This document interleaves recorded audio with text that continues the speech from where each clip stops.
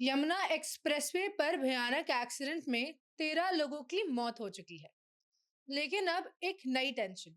एक आई विटनेस ने पुलिस और एडमिनिस्ट्रेशन की देर से रिस्पांस पर सवाल उठाए हैं। आप खुद देखिए। एक्सीडेंट हुआ है और आग बहुत कम लगी थी, लेकिन फायर ब्रिगेड बहुत लेट में आई है और पुलिस भी बहुत लेट में आई है। उनको थोड़ा टाइम पे आना चाहिए था, तो शायद जितने लोग मरे हैं वो ना मरे होते।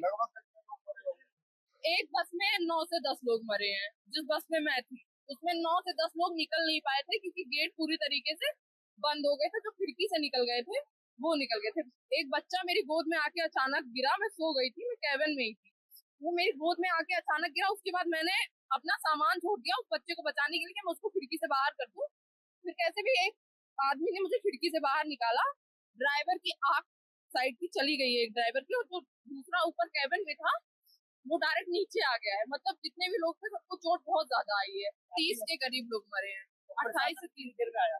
प्रशासन काफी देर में आया है, क्योंकि अगर फायर ब्रिगेड पहले आ गया होता, जिस बस में मैं थी उसमें आगे बस बहुत कम, आग बहुत कम थी उस बस में, लेकिन काफी लेट में आया। जब मैं यहाँ से वहां चली गई हूँ किसी तरीके से बस से निकल के, मुझे एक भैया ने अपनी कार में बैठाया है, दवा करवाई है, मेरे घर वालों से मेरी बात करवाई है, वो लोग मुझे लेने आ रहे हैं। उसके काफी देर बाद प्रशासन आई। मैंने 5 फोन किए हैं पुलिस को। मैंने अपने आप को दिखा सकती हूँ नंबर। मैंने 5 फोन किए हैं, पर मेरे पास सिर्फ एम्बुलेंस वालों का फोन आ रहा था। मेरे पास पुलिस नहीं आ रही थी एक भी बार।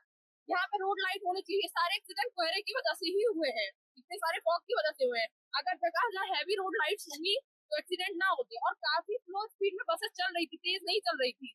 मैं जाग रही थी, वो खुद ड्राइवर बोल रहे थे कि इतना सारा फॉग है, कुछ दिख नहीं रहा है, हम इसको स्लो स्पीड में चलाएंगे। बट सिर्फ लापरवाही की वजह से और फाइबर तक लेट आने की वजह से इतने सारे लोगों की जान गई है। अगर आगे से आग बुझ गई होती तो इतने सारे लोग मरे ना होते। घंटों बाद आई विटनेस को अपना स्टेटमेंट वापस लेने पर मजबूर भी किया गया। एक्सीडेंट के बाद रेस्क्यू ऑपरेशन और ट्रैफिक मैनेजमेंट पर ऑलरेडी क्वेश्चंस तो उठ ही रहे हैं। अब सिस्टम की ट्रांसपेरेंसी पर भी सवाल उठ रहे हैं। आपकी इस पे क्या राय है? कमेंट सेक्शन में जरूर बताएं।